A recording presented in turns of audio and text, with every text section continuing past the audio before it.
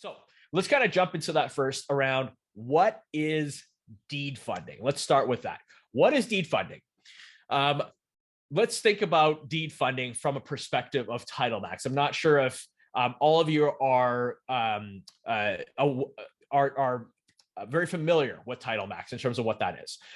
The Title Max companies, what they do is it applies to usually things like cars. So what you would do is you take your car, you drive up to a Title Max, you have your title, you bring that in, they fund you money against your title, and then you drive away. It's that simple.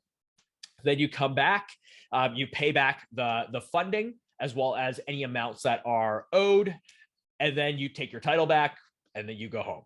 It's that simple. Now, if, say, for example, you disappear off the face of the earth, you never show up at the Title Max again, well, they just keep your title. It's really that simple. And we took that concept, and that is exactly what we do in terms of applying it to real estate. So it's very, very similar in terms of in concept, but what we did was we expanded it to include real estate from a perspective of commercial, from a perspective of residential and land properties. So what's the difference between when you think about conventional financing, hard money financing? What's the difference between that and what we're doing with deed funding? Well, number one is that it's not for consumers. What do we mean by it's not for consumers? Consumers, as in people that you think about, are looking to purchase properties for their primary residence. So they're in the market looking for a home to live in.